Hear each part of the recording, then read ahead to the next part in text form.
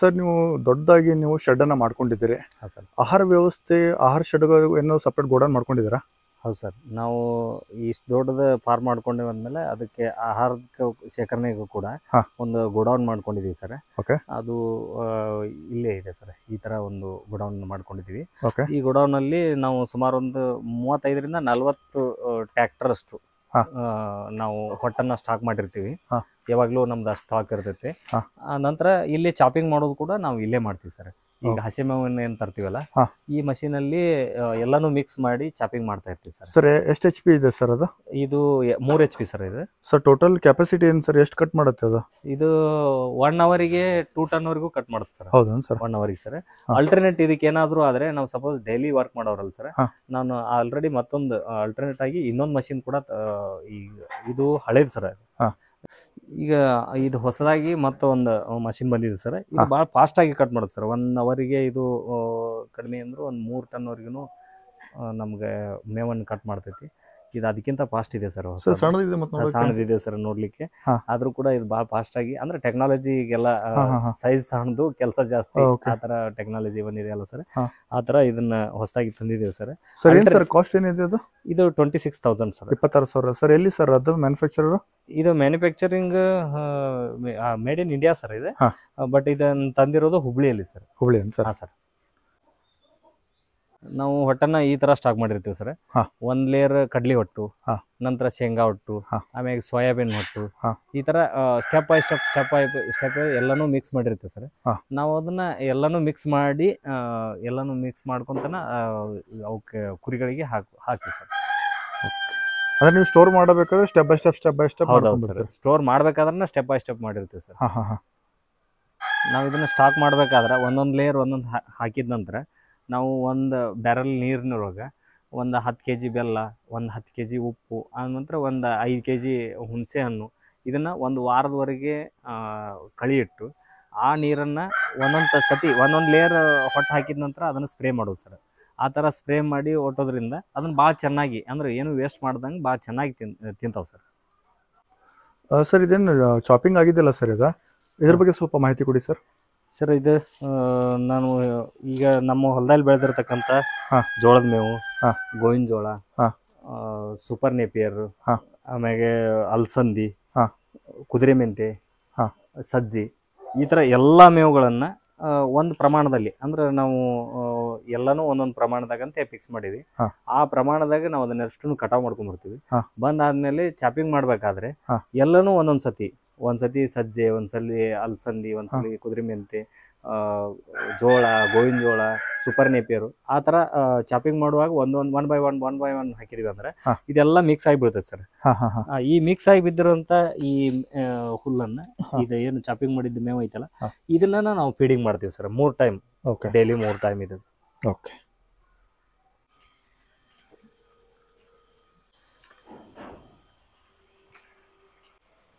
Sir 100 ಟಗರು ಮರಿಗಳವರೆಗೆ ಆ ಶೆಡ್ಡಲ್ಲೇ ಮಾಡಿದ್ರಿ. ಅದಾದ್ಮೇಲೆ NLM ಸ್ಕೀಮ್ ತಗೊಂಡ್ರಿ. ಅದಾದ್ಮೇಲೆ ಯಾವ ತರ ಮಾಡ್ಕೊಂಡ್ರಿ ಸರ್ ಮುಂದೆ? ಸರ್ ನಾವು NLM ಯೋಜನೆ ಅಡಿ 500 ಪ್ಲಸ್ 25 ಟಗರುಗಳು, 500 ಕುರಿ, 25 ಟಗರು, ಒಂದು ಕೋಟಿ ಪ್ರಾಜೆಕ್ಟ್ ಅನ್ನ ನಾವು ನಂತರ ದಿನಗಳಲ್ಲಿ ಅದು ಶಾಂಕ್ಷನ್ ಆದ ನಂತರ ಬ್ಯಾಂಕ್ ಆಫ್ ಬರೋಡಾ ಇವರ ಆರ್ಥಿಕ ನೆರವಿನೊಂದಿಗೆ ನಾವು ಹೊಸದಾಗಿ ಒಂದು 28 ಲಕ್ಷ ರೂಪಾಯಿ ವೆಚ್ಚದಲ್ಲಿ, ಅಂದ್ರೆ ಸ್ವತಃ ನಾವೇ ನಿಂತು ನಮ್ಮ ಫ್ಯಾಬ್ರಿಕಂಟ್ ಕೂಡ ಡೈಲಿ ಯೂಸ್ ಮೇಲೆ ತಗೊಂಡು ಅವ್ರ ಕೈಯಲ್ಲಿ ಕೂಡ ಲೇಬರ್ ಆಗಿ ನಾವೇ ಕೆಲಸ ಮಾಡಿ, ಇದಕ್ಕೆ ಯಾವುದೇ ರೀತಿ ಇಂಜಿನಿಯರ್ಸ್ ಇಲ್ಲ, ಆಮೇಲೆ ಫ್ಯಾಬ್ರಿಕಂಟ್ ಐಡಿಯಾಸ್ ಇರೋರು ಇಲ್ಲ. ನಮಗೆ ಗೊತ್ತಿರುವಂಗೆ ನಾವು ಸುಮಾರು ಫಾರ್ಮ್ಗಳನ್ನ ನೋಡಿ ಬಂದು ಈ ರೀತಿ ಮಾಡ್ಬೇಕು ಅಂತೇಳಿ ಅವ್ರ ಫ್ಯಾಬ್ರಿಕಂಟ್ನು ಅಲ್ಲಿ ಕರ್ಕೊಂಡೋಗಿ ತೋರಿಸ್ಬಿಟ್ಟು, ಅದೇ ರೀತಿಯಾಗಿ ನಾವು ಒಂದು 28 ಲಕ್ಷ ರೂಪಾಯಿ ವೆಚ್ಚದಲ್ಲಿ ನಾವು ಹೊಸದಾಗಿ ನಾವು ನಮ್ಮ ಮನೆದೇವರಾಗಿರ್ತಕ್ಕಂಥ ಶ್ರೀ ದಾನೇಶ್ವರಿ ಫಾರ್ಮ್ ಹೌಸ್ ಅಂತೇಳಿ ಈ ಫಾರ್ಮ್ ಹೌಸಿಗೆ ಹೆಸರು ಕೂಡ ಇಟ್ಟಿದ್ದೀವಿ. ಈ ಫಾರ್ಮನ್ನು ನಾವು ಈಗ ರೆಡಿ ಮಾಡಿದ್ದೀವಿ ಸರ್. ಸರ್ ನೋಡೋಣ. ಬನ್ನಿ ಸರ್ ನೋಡೋಣ. ಇದೇ ನೋಡ್ತಿದ್ದೀರಿ ನೀವು, ಇದು Manjunath Kalwadar sir NLM scheme under ಕಟ್ಸಿರೋದು ಹೊಸ ಶೆಡ್ ಇದೆ. ಇದಕ್ಕೆ ಶ್ರೀ ದಾನೇಶ್ವರಿ ಫಾರ್ಮ್ ಹೌಸ್ ಅಂತ ಹೆಸರು ಇಟ್ಟಿದ್ದಾರೆ. ಮೇಲ್ಗಡೆ ಮರಿಗಳಿದಾವೆ, ಆಮೇಲೆ ಟಗರುಗಳು ಇದಾವೆ, ಬೀಜಕ್ಕೆ ಕ್ರಾಸಿಂಗಿಗೆ ಇಟ್ಕೊಂಡಿದ್ದಾರೆ. ಇಲ್ಲಿ ಕೆಳಗಡೆ ನೋಡ್ತಿದ್ದೀರಿ ನೀವು, ಇಲ್ಲಿ ಗ್ಯಾಪ್ ಬಿಟ್ಕೊಂಡಿದ್ದಾರೆ, ಮೇಲ್ಗಡೆ ಹಿಕ್ಕಿ ಕೆಳಗಡೆ ಬೀಳಿ ಅಂತ. ಅದಾದ್ಮೇಲೆ ಇಲ್ಲಿ ಮುಂದಿನ ಪ್ಲಾನ್ಸ್ ಅಲ್ಲಿ ಅವರು ನಾಟಿ ಕೋಳಿ ಸಾಕಾಣಿಕೆನ ಮಾಡ್ತಿದ್ದಾರೆ. ತುಂಬಾ ಚೆನ್ನಾಗಿ ಕನ್ಸ್ಟ್ರಕ್ಷನ್ ಮಾಡಿದ್ದಾರೆ. ಇದನ್ನ ಕನ್ಸ್ಟ್ರಕ್ಷನ್ ಯಾವ ಥರ ಮಾಡಿದ್ರೆ ನಾನು ಡೀಟೇಲ್ ಆಗಿ ಸರ್ ಜೊತೆ ಮಾತಾಡೋಣ ಇವಾಗ. ಸರ್ ಈ ಶೆಡ್ ಬಗ್ಗೆ ಯಾರಾದರೂ ರೈತರ ಈ ಥರ ಶೆಡ್ ಕಟ್ಟಬೇಕಂತಂದ್ರೆ ಅವ್ರಿಗೊಂದು ಸ್ವಲ್ಪ ಮಾಹಿತಿ ಬೇಕಾಗಿತ್ತು. ಸ್ವಲ್ಪ ಮಾಹಿತಿ ಡೀಟೇಲ್ ಆಗಿ ಕೊಡ್ತೀರಾ ಸರ್? ಬಗ್ಗೆ ಯಾವ್ದಾವ್ದು ಮಟೀರಿಯಲ್ ಯೂಸ್ ಮಾಡ್ಕೊಂಡಿದ್ದೀರಿ, ಹೇಗೆ ಪ್ಲಾನಿಂಗ್ ಮಾಡ್ಕೊಂಡಿದ್ದೀರಿ, ಸ್ವಲ್ಪ ತಿಳಿಸ್ಕೊಡಿ. ಶೋರ್ ಸರ್, ನಿಜವಾಗ್ಲೂ ಕೊಡ್ತೀವಿ ಸರ್. ಈಗ ನಾವು ಶೆಡ್ ಅನ್ನು ಬಂದ್ಬಿಟ್ಟು ನಮ್ದು ಬಿಸಿ ಸಾಯಿಲ್ ಸರ್, ಗಟ್ಟಿ ಭೂಮಿ ಇಲ್ಲ.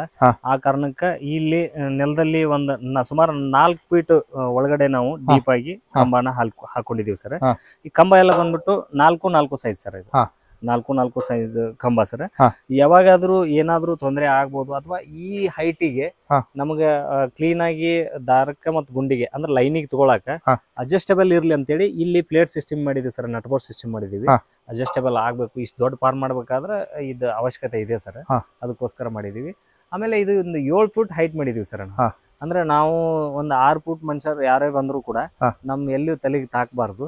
ಅಥವಾ ಇದನ್ನ ಡ್ಯೂಸಿಂಗ್ ಮಾಡಾಕ ಸಣ್ಣ ಟ್ರ್ಯಾಕ್ಟರ್ ಇಂದನೂ ಕೂಡ ನಾವು ಲೇಬರ್ ಪ್ರಾಬ್ಲಮ್ ಇದ್ದಾಗ ಈ ಕೆಳಗಡೆ ಬಿದ್ದಿರ್ತಕ್ಕಂಥ ಹಿಕ್ಕಿನ ಡ್ಯೂಸಿಂಗ್ ಮಾಡಾಕ ಅನುಕೂಲ ಆಗ್ಲಿ ಅನ್ನೋ ಉದ್ದೇಶಕ್ಕೆ ಇದೊಂದು ಸುಮಾರು ಒಂದು 7 ಫೂಟ್ ಹೈಟ್ ಮಾಡ್ಕೊಂಡಿವಿ.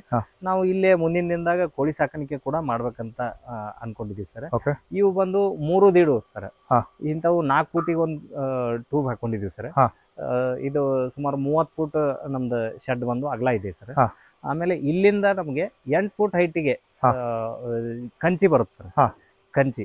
ಕಂಚಿ ಬಂದು 2 ದೀಡು ಸರ್. ನಾವು ಎಲ್ಲಾನು ಕೂಡ ಎಲ್ರು ಸಾಕಷ್ಟು ಹೆವಿ ಹಾಕಿ ಬಹಳ ಖರ್ಚು ಮಾಡಿದ ಶೆಡ್ಗಳು ಉದಾಹರಣೆ ಇದಾವ್ ಸರ್, ತಮ್ಗೆಲ್ಲ ಗೊತ್ತಿರುವಂಗೆ. ಇದಕ್ಕೆ ಸ್ಟ್ರೆಂತ್, ಈ ವೇಟಿಗೆ ಸ್ಟ್ರೆಂತ್ ಎಷ್ಟು ಬೇಕು, ಅದಕ್ಕೆ ಎಷ್ಟು ಖರ್ಚು ಮಾಡ್ಬೇಕು, ಅದನ್ನೆಲ್ಲಾನು ವಿಚಾರ ಮಾಡ್ಕೊಂಡು ಅದನ್ನೆಲ್ಲ ಗಮನದಲ್ಲಿ ಇಟ್ಕೊಂಡು ಈ ತರ ಒಂದ್ ಸೆಡ್ ರೆಡಿ ಮಾಡಿದೀವಿ. ಇದು ಪೋನಾದೀಡು ಟ್ಯೂಬ್ ಸರ್. ಇದನ್ನ ಸುಮಾರು 5-6 ಟ್ಯೂಬ್ ಗಳನ್ನ ಯೂಸ್ ಮಾಡಿದಾರೆ ಸಾಕಷ್ಟು ಜನ ಸರ್. ಇಲ್ಲಿ ಹೊರಗಡೆ ಬರಬಾರ್ದು ಮರಿಗಳು ಅನ್ನೋದಕ್ಕೆ ನಾವು ಅದನ್ನ 2 ಟ್ಯೂಬ್ ಯೂಸ್ ಮಾಡ್ಕೊಂಡು ಅದಕ್ಕೆ ನಾವು ಈ ತರ 1x1 ಸವ ಏನ್ ಮೆಸ್ ಇದೆ ಅಲ್ಲ ಸರ್, ಇದನ್ನ ಇಲ್ಲಿ ಹಾಕೊಂಡಿದೀವಿ ಸರ್. ಇದರಿಂದ ನಮಗ್ ಹೊರಗೆ ಮರಿಗಳನ್ನು ಬರೋದಿಲ್ಲ, ಮತ್ತೆ ಅವಕ್ಕ ಮೈ ಉಜ್ಜಾಕ ಇದು ಸೈಂಟಿಫಿಕ್ ಆಗಿ ಒಂದು ಅನುಕೂಲ ಇದೆ ಸರ್. ಈ ಮೆಸ್ ಏನಿದೆ ಅಲ್ಲ ಸರ್, ಅವಕ್ಕ ಕುರಿಗಳಿಗೆ ಮೈ ಉಜ್ಲಿಕ್ಕೆ ಒಂದು ಸೈಂಟಿಫಿಕ್ ಆಗಿ ಯೂಸ್ ಇದೆ ಸರ್. ಆಮೇಲೆ ನಮ್ದು ಪೂರ್ವ ಪಶ್ಚಿಮ ಆಕ್ಚುಲಿ ಶೆಡ್ ಮಾಡ್ಬೇಕು ಸರ್. ನಮ್ದು ಪೂರ್ವ ಪಶ್ಚಿಮಕ್ಕ ಜಾಗ ಅಷ್ಟು ಇರದೇ ಇರೋ ಕಾರಣ ನಾವು ಉತ್ತರ ದಕ್ಷಿಣ ಮಾಡಿದೀವಿ ಸರ್. ಉತ್ತರ ದಕ್ಷಿಣ ಮಾಡಿರೋದಕ್ಕೆ ಮಳೆ ಗಾಳಿ ಈ ತರ ಏನು ಎಫೆಕ್ಟ್ ಆಗ್ಬಾರ್ದು ಅನ್ನೋದಕ್ಕೆ ನಾವು ಮೇಲ್ಗಡೆಯಿಂದ 3 ಫೂಟ್ ಹೈಟಿಗೆ ಒಂದ್ ತಗಡ ಹಾಕೊಂಡಿದೀವಿ ಸರ್, ಹಿಂಗ್ ಲೈನ್ ಸರ್. ಅದ್ರ ಕೆಳಗಡೆ 4 ಫೂಟ್ ಮೆಸ್ ಹಾಕೊಂಡಿದೀವಿ ಸರ್. ನೀವು ಪೂರ್ವ ಪಶ್ಚಿಮ ಮಾಡೋರಿಗೆ ಅದೇನು ಅವಶ್ಯಕತೆ ಬರುದಿಲ್ಲ. ಆಮೇಲೆ ರೇನ್ಫಾಲ್ ಇದೇನು ಮಳೆ ನೀರ್ ಏನಾಗುತ್ತೆ ಬೀಳ್ತೈತಲ್ಲ ಸರ್, ಅದನ್ನೆಲ್ಲಾನು ಕೂಡ ಒಂದ್ ಕಡೆ ಫ್ಲಂಬಿಂಗ್ ಮಾಡ್ಕೊಂಡು ಒಂದ್ ಕಡೆ ಆಗಿ ತಗೊಂಡು ಅದನ್ನ ನಾವು ಇಲ್ಲೊಂದು ಹೊಂಡ ಮಾಡ್ಕೊಂಡಿದೀವಿ ಸರ್. ಕೃಷಿ ಹೊಂಡ ಅಂತೇಳಿ ಸಣ್ಣದೊಂದು ಹೊಂಡ ಮಾಡ್ಕೊಂಡಿದೀವಿ. ಆ ನೀರೆಲ್ಲ ಮಳೆ ನೀರು ಎಲ್ಲೂ ಫೋಲ್ ಆಗ್ಬಾರ್ದು, ಇಲ್ಲೇ ನಮ್ಮ ಹೊಂಡದಲ್ಲಿ ಬೀಳ್ಬೇಕು ಸರ್. ಅದ್ರ ಪಕ್ಕನ ಬೋರ್ ಇರೋದ್ರಿಂದ ಆ ಬೋರ್ ಕೂಡ ರೀಚಾರ್ಜ್ ಆಗ್ಬೇಕು. ಆ ರೀತಿ ಪ್ಲಾನ್ ಮಾಡ್ಕೊಂಡು ಇದನ್ನ ಮಾಡಿದೀವಿ ಸರ್. ಮತ್ತೆ ನಾವು ಬೋರಿನ ನೀರು ಕೂಡ ಮಳೆಗಾಲ ಅಲ್ಲದೆ ಇರೋ ಟೈಮ್, ಬೇಸಿಗೆ ಟೈಮ್ ನಲ್ಲಿ ಅದಕ್ಕೆ ಅದೇ ಹೊಂಡಕ್ಕೆ ಲಿಫ್ಟ್ ಮಾಡಿ ಅಲ್ಲಿಂದ ನಾವು ಹೊಲಗಳಿಗೆ ಹಾಯಿಸುವಂತ ಕೆಲಸ ಕೂಡ ಮಾಡ್ತಾ ಇದೀವಿ ಸರ್. ಸರ್ ಆಮೇಲೆ ನಾವು ಎಲ್ಲ ಕ್ವಾಲಿಟಿ ಈಗ ನಾವೇ ಮಾಡಿರೋದ್ರಿಂದ ನಾವು ಯಾರಿಗೂ ಕೂಡ ಇದನ್ನ ಸ್ಕ್ವೇರ್ ಫೀಟ್ ಮ್ಯಾಗ ಮಾಡಕ್ ಕೊಟ್ಟಿಲ್ಲ, ನಾವೇ ಮಾಡಿರೋದ್ರಿಂದ ನಮಗೆ ಕ್ವಾಲಿಟಿ ಬೇಕು. ಆ ಕಾರಣಕ್ಕೆ ನಾವು ಎಲ್ಲ ಅಪೋಲೋ ಕಂಪ್ನಿದು ಸ್ಟೀಲ್ ಉಪಯೋಗ ಮಾಡಿದ್ದೀವಿ ಸರ್. JSW ಶೀಟ್ ಉಪಯೋಗ ಮಾಡಿದ್ದೀವಿ. ಆನಂತರ ಕೇರಳದ ಎರ್ನಾಕುಲಂದಿಂದ ಈ ಮ್ಯಾಟ್ಗಳನ್ನು ತರಿಸಿದ್ದೀವಿ ಸರ್. ಮ್ಯಾಟ್ ಜೊತೆಗೆ ಈ ರೇನ್ ಗಟರ್ ಬರ್ತಾವ ಸರ್. ಆ ರೇನ್ ಗಟರ್ ಕೂಡ ಅಲ್ಲಿ ಬಹಳ ನಮಗೆ ಚೀಪ್ ಅಲ್ಲಿ ಸಿಗುತ್ತೆ ಸರ್. 8 ಇಂಚ್ ಇಲ್ಲಿ ನಮ್ಮ ಲೋಕಲ್ ಕರ್ನಾಟಕದಾಗ ಎಲ್ಲೂ ಸಿಗಲ್ಲ ಸರ್. 6 ಇಂಚ್ ವರೆಗೂ ಮಾತ್ರ ಇಲ್ಲಿ ಸಿಗುತ್ತೆ. 8 ಇಂಚಿಂದ ನಾನು ಅಲ್ಲಿಂದ ರೇನ್ ಗಟರ್ ಕೂಡ ತರಿಸಿದ್ದೀನಿ ಸರ್. ಅದರ ಜೊತೆಗೆ ನಾವು ಆಟೋ ಡ್ರಿಂಕರ್, ನಾನ್ ನೋಡಿರೋ ಫಾರ್ಮ್ ನಲ್ಲಿ ಯಾರು ಕೂಡ ಆಟೋ ಡ್ರಿಂಕರ್ ಅನ್ನ ಫಿಕ್ಸ್ ಮಾಡಿಲ್ಲ ಸರ್. ಎಲ್ಲಿ ಇದ್ರಾಗ ಬುಟ್ಟಿ ಒಳಗೆ ನೀರ್ ಹಾಕಿಡೋದು, ಅದಕ್ಕೆ ನಲ್ಲಿ ಕುಡಿಸೋದು, ಆ ತರ ಎಲ್ಲ ಮಾಡ್ಯಾರ ಸರ್. ಅದು ಅವ್ರದ್ದು ಸರಿನಾ ಸರ್. ಈಗ ನನಗ್ ಗೊತ್ತಿರುವಂಗ ಹೊಸ ಟೆಕ್ನಾಲಜಿ ಬಂದಿರೋದ ಕಾರಣ ಅಂದ್ರೆ ಒಂದ್ ನೀರ್ ಕುಡ್ದನ್ನ ಇನ್ನೊಂದು ನೀರ್ ಕುಡಿಬಾರ್ದು, ಅವಕ್ಕೆ ಎಷ್ಟ್ ನೀರ್ ಬೇಕು ಅಷ್ಟನ್ನ ನೀರ್ ಕುಡಿದು ಅದ ರಿಮೂವ್ ಆಗ್ಬೇಕು, ಮತ್ತೊಂದ್ ಬಂದಾಗ ಮತ್ತೆ ಫ್ರೆಶ್ ನೀರ ಬರ್ಬೇಕು ಅನ್ನೋ ಕಾರಣಕ್ಕೆ. ಮತ್ತೆ ಯಾವಾಗ್ಲೂ ನೀರ್ ಖಾಲಿ ಅದು ನಾವು ಅಲ್ಲಿ ನೋಡಿಲ್ಲ, ಆಳ್ ನೋಡಿಲ್ಲ ಅಥವಾ ನಾವು ನೋಡಿಲ್ಲ ಅಂತೇಳಿ ಅವು ನೀರಿಲ್ಲದೆ ಕುರಿಗೆ ಆ ಥರ ಆಗಬಾರ್ದು ಅನ್ನೋ ಕಾರಕ್ಕೆ 24 ಅವರ್ಸ್ ಅಲ್ಲಿ ನೀರು ಇರುತ್ತೆ ಸರ್. ಆ ಥರ ಅದನ್ನ ನಾನು ಅಲ್ಲಿ ಮೇಲ್ಗಡೆ ಬಂದಾಗ ನಿಮ್ಗೆ ಅದನ್ನ ಡೀಟೇಲ್ ಆಗಿ ತೋರಿಸ್ತೀನಿ ಸರ್. ಸರ್ ಟಗರು ಮತ್ತು ಕುರಿಗಳ ಹಿಕ್ಕಿಗಳ ಬರುತ್ತೆ, ಅದು ವೇಸ್ಟ್ ಅಂತ ಕನ್ಸಿಡರ್ ಮಾಡ್ತಾರ ಅಥವಾ ಗೊಬ್ಬರ ಅಂತ ಕನ್ಸಿಡರ್ ಮಾಡ್ತಾರ? ಅದ್ರ ಮ್ಯಾನೇಜ್ಮೆಂಟ್ ಅನ್ನ ತಾವು ಯಾವ ಥರ ಮಾಡ್ಕೊಂಡಿದ್ದೀರಿ ಸರ್ ಅದು ನಿಮ್ಮ ದೃಷ್ಟಿಯಲ್ಲಿ ಅಥವಾ ಅನ್ಲಿಕ್ಕೆ ಅದು ವೇಸ್ಟ್ ಆಗಿರ್ಬೋದು, ಬಟ್ ನಮ್ಮ ರೈತರ ಬಂಗಾರ ಸರ್ ಅದು. ಯಾಕಂದ್ರೆ ಅದರಿಂದಾನೇ ನಾವು ಹೊಲಗಳನ್ನ ಫಲವತ್ತಾಗಿರೋದು, ಅಲ್ಲಿ ಜೀವಸತ್ವಗಳನ್ನ ಉಳಿಸ್ಬೇಕು, ಬೆಳೆಸ್ಬೇಕು ಅನ್ನೋ ಕಾರಣಕ್ಕೆ ನಾವು ಆಕ್ಚುಲಿ ನಮ್ಮ ರೈತರಿಗೆ ಬಹಳ ಅದೊಂದು ಉಪಯೋಗಿ ವಸ್ತುವಾಗಿದೆ. ಅದನ್ನು ಕೂಡ ನಾವು ಹೊಲಗಳಿಗೆ ಯೂಸ್ ಮಾಡ್ತೀವಿ. 3 ತಿಂಗಳಿಗೆ ಒಂದ್ಸತಿ ನಾವು ಇಲ್ಲಿಂದ ರಿಮೂವ್ ಮಾಡ್ತೀವಿ ಸರ್ ಅದನ್ನ. ಇದನ್ನ ಸಾಕಷ್ಟು ಆ ಕಡೆ ಸಿರ್ಸಿ ಭಾಗದ ಜನರುಗಳಿಗೆ ಇದನ್ನ ಬಹಳ ಬೇಡಿಕೆ ಇದೆ ಸರ್. ಯಾಕಂದ್ರೆ ಅವರು ಅಡಿಕೆ ತೋಟ, ತೆಂಗಿನ ತೋಟಗಳಿಗೆ ಅವರು ಕೇಳ್ತಾ ಇದ್ದಾರೆ ಸರ್. ಅವರು ಒಂದು ಎಸ್ ಗಾಡಿ ಅಂದ್ರೆ 3 ಬ್ರಾಸ್ 2.5 ಬ್ರಾಸಿನ ಗಾಡಿಗೆ ಸರ್ ಸುಮಾರು ಒಂದು 25,000 ರೂಪಾಯಿಗೆ ಒಂದು ಲಾರಿ ಕೇಳ್ತಾ ಇದ್ದಾರೆ ಸರ್. ಒಂದು ಬ್ರಾಸಿಗೆ 10,000 ರೂಪಾಯಿ ಲೆಕ್ಕದಲ್ಲಿ ನಮಗೆ ಈ ಹಿಕ್ಕೆ ಕೂಡ ಮಾರಾಟ ಆಗ್ತದೆ.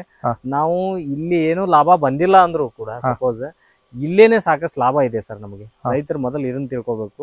ಹಾಗೆ ಇದನ್ನ ರಾಗಿ ಇದು ಹೆಂಗೈತಿ ಹಿಂಗ ಮಾರೋದ್ರಿಂದ ಕಡಿಮೆ ರೇಟ್ ಬರ್ತೈತಿ ನಮಗೆ. 25,000 ಕಡಿಮೆನೆ ಸರ್ 2.5 ಬ್ರಾಸಿಗೆ. ಇದನ್ನ ಇನ್ನೊಂದು ಮೆಥಡ್, ಇನ್ನೊಂದು ಸ್ಟೆಪ್ ಮುಂದೆ ಬಂದು ನಾವು ಈಗ ಇದನ್ನ ಏನು ಕಲ್ಚರ್ ರೆಡಿ ಮಾಡ್ತಾ ಇದೀವಿ ಸರ್. ಇದಕ್ಕೆ ನಮಗೆ ಜವಾರಿ ಆಕಳ ಗೋಮೂತ್ರ, ಮಜ್ಜಿಗೆ ಮತ್ತು ಬೆಲ್ಲ, ಇದನ್ನ ಒಂದು 200 ಲೀಟರ್ ನೀರಿನಲ್ಲಿ ಒಂದು 2 kg ಬೆಲ್ಲ, 2 ಲೀಟರ್ ಮಜ್ಜಿಗೆ, ಆಮ್ಯಾಗ 1 ಲೀಟರ್ ಜವಾರಿ ಆಕಳದ ಗೋಮೂತ್ರನ ಸೇರಿಸಿ ನಾವು ಒಂದು ಬ್ಯಾರಲ್ ಅಲ್ಲಿ ಹಾಕಿದ್ರೆ ಒಂದು 7 ದಿನಗಳ ನಂತರ ಅದು ಒಂದು ಒಳ್ಳೆ ಕಲ್ಚರ್ ಆಗಿ ರೆಡಿ ಬರುತ್ತೆ ಸರ್. ಅದನ್ನ ಇದಕ್ಕೆ ಸ್ಪ್ರೇ 1 ಫೂಟ್ ಇದನ್ನ ಕ್ಲೀನ್ ಆಗಿ ಪ್ಲಾಟ್ ಮಾಡಿ 1 ಫೂಟಿಗೆ ಅದನ್ನ ಸ್ಪ್ರೇ ಮಾಡೋದ್ರಿಂದ ಪ್ರತಿ 7 ದಿವಸಕ್ಕೆ ಒಂದ್ ಸತಿ ಸ್ಪ್ರೇ ಮಾಡೋದ್ರಿಂದ ಇದು ಈ ಎರೆಹುಳ ಗೊಬ್ಬರ ಅಂತಾರಲ್ಲ ಸರ್, ಚಾಪುಡಿ ತರ ಬರ್ತದೆ ನೋಡ್ರಿ, ಆ ತರ ಎರೆಹುಳ ಗೊಬ್ಬರ ತರ ರೆಡಿ ಆಗುತ್ತೆ ಸರ್. ಇದನ್ನ ಮಾಡಕ್ ಒಂದ್ ಸೀಸನ್ ಇದೆ ಸರ್. ಈ ಬೇಸಿಗೆಯಲ್ಲೆಲ್ಲ ಮಾಡಿದ್ರೆ ಇದು ಸ್ವಲ್ಪ ರಫ್ ಆಗಿರ್ತೈತಿ. ಈಗ ಅದು ಸ್ಮೂತ್ ಆಗೋದಿಲ್ಲ, ಅದು ರೆಡಿ ಆಗೋದಿಲ್ಲ. ಈ ಮಳೆಗಾಲದಲ್ಲಿ ಬಾಳ ಚೆನ್ನಾಗಿ ಬರ್ತದೆ ಸರ್. ಈ ನಾವು ಈ ಜೂನ್ ಮಳೆ ಸ್ಟಾರ್ಟ್ ಆಗುತ್ತಲ್ಲ ಸರ್, ತೇವಾಂಶ ಇರುವಂತ ಸಮಯದಲ್ಲಿ, ಆ ಸಮಯದಲ್ಲಿ ಅದನ್ನ ಮಾಡೋದ್ರಿಂದ ಬಹಳ ಚೆನ್ನಾಗಿ ಅದನ್ನ ನಾವು ರೆಡಿ ಮಾಡ್ಬೋದು. ನಾನು ಈಗಾಗಲೇ ಕಲ್ಚರ್ ಕೂಡ ರೆಡಿ ಮಾಡ್ತಾ ಇದ್ದೀನಿ ಸರ್. ಈಗ ಸರ್ ಅದು ಕಲ್ಚರ್ ರೆಡಿ ಮಾಡಿದಾದ್ಮೇಲೆ ಅದ್ರ ಕಾಸ್ಟ್ ಏನಾಗುತ್ತೆ ಸರ್? ಸರ್ ಅದ್ರದ್ದೇನು ಕಾಸ್ಟ್ ಇಲ್ಲ ಸರ್. ನಾವು ಫ್ರೀಯಾಗಿ 2 kg ಬೆಲ್ಲಕ್ಕೆ ಅಷ್ಟ ರೊಕ್ಕ ಕೊಡ್ಬೇಕು ಸರ್. ನಮ್ಮ ಮನೆಯಲ್ಲೇ ಇರುವಂತ 2 kg ಮಜ್ಜಿಗೆ, 2 ಲೀಟರ್ ಮಜ್ಜಿಗೆ, 2 kg ಬೆಲ್ಲ, ಆಮೇಲೆ ಆಕಳ ಗೋಮೂತ್ರ 1 ಲೀಟರ್, ನಮ್ದು ಜವಾರಿ ಆಕಳದಾಗಿರ್ಬೇಕು. ಅದು ನಮ್ ಜವಾರಿ ಆಕಳ ಕೂಡ ಇರೋದ್ರಿಂದ ಅದನ್ನು ಕೂಡ ಮನೆಯಲ್ಲೇನೆ ರೆಡಿ ಮಾಡ್ತೀವಿ. ಅದನ್ನ ಒಂದ್ಸತಿ ರೆಡಿ ಮಾಡಿದ್ರೆ 200 ಲೀಟರ್ಗೆ ಒಂದ್ಸತಿ ರೆಡಿ ಮಾಡಿದ್ರೆ 190 ಲೀಟರ್ ಅಷ್ಟೇ ರಿಮೂವ್ ಮಾಡೋದು ಸರ್.